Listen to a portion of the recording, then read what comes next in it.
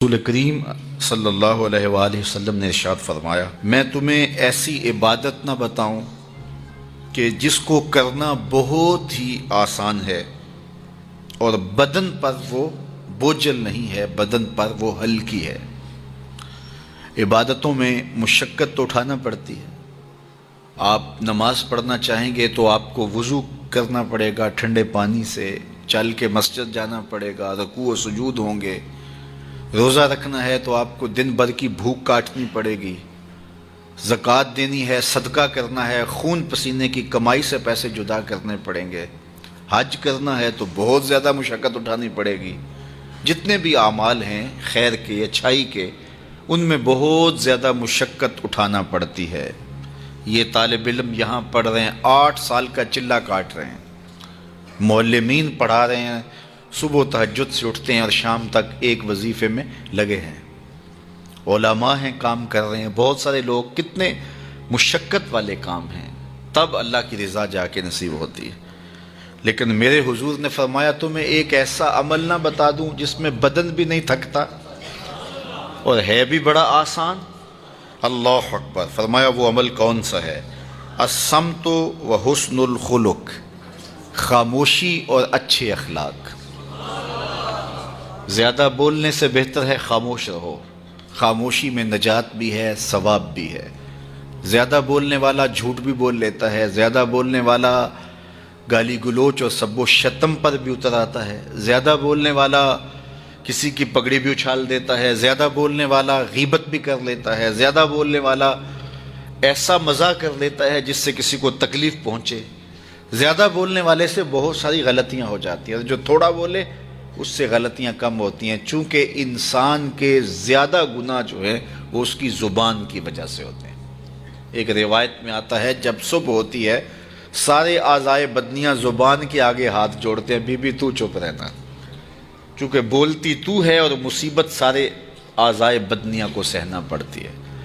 تو یہ زبان جو ہے اس کی وجہ سے زیادہ گناہ ہوتے ہیں، یا زبان کی وجہ سے، یا انسان کی عصمت کا جوہر جب لٹتا ہے تو پھر اس کے پلے کچھ نہیں رہتا۔ اس لیے میرے حضور نے ارشاد فرمایا، جو تمہاری 2 ٹانگوں کے درمیان اور جو 2 جبڑوں کے درمیان زبان، ان دونوں کی مجھے تم ضمانت دے دو، میں محمد تمہیں جنت کی ضمانت دے دیتا ہوں۔ تو فرمایا کہ میں تمہیں ایسا عمل نہ بتا دوں کہ جو بہت ہی آسان ہے، اور وہ کیا ہے؟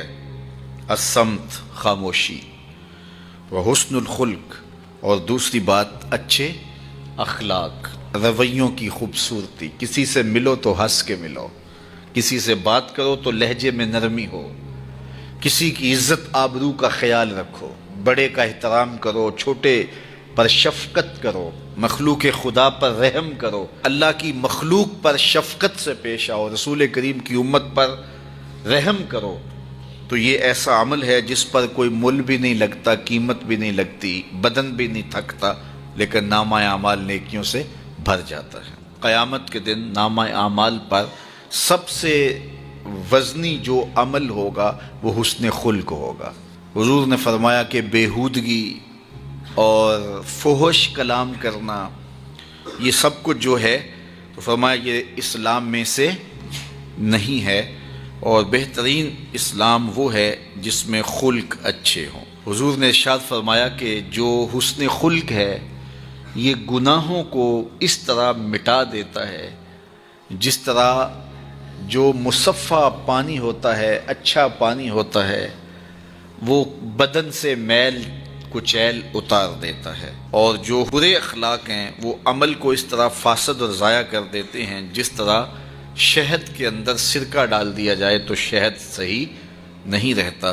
تو عمل اچھے ہیں لیکن بدخلقی ان اعمال کی بربادی کا سبب اور ذریعہ بن جاتی ہے۔ اللہ جل شانہ ہمیں معاملات کے اندر خوبصورتیاں نصیب فرمائے، رفق، نرمی نصیب کرے، معاف کر دینے کی توفیق نصیب کرے۔